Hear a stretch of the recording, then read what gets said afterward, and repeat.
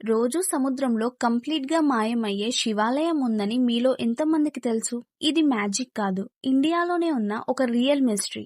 గుజరాత్‌లోని స్తంభేశ్వర్ మహాదేవ్ టెంపుల్. ఇండియాలోనే ఉన్న మోస్ట్ మిస్టీరియస్ శివాలయాల్లో ఒకటి. ఈ టెంపుల్ గల్ఫ్ ఆఫ్ కంబాత్ సీషోర్ దగ్గర ఉంది.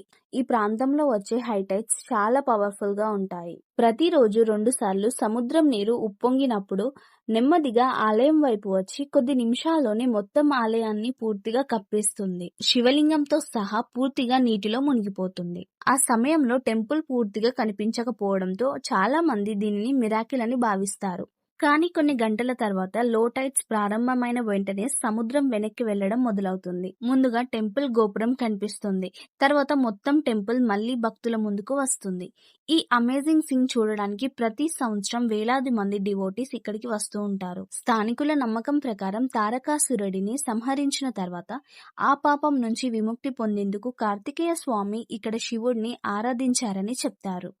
ఆ తర్వాత ఇక్కడ శివలింగంను ప్రతిష్ఠించినట్లు విశ్వసిస్తారు. అందుకే ఈ టెంపుల్కి ఎంతో ప్రత్యేకమైన స్పిరిచువల్ ఇంపార్టెన్స్ ఉంది. సైన్స్ ప్రకారం ఇది ఒక న్యాచురల్ టైడల్ ఫినామినన్.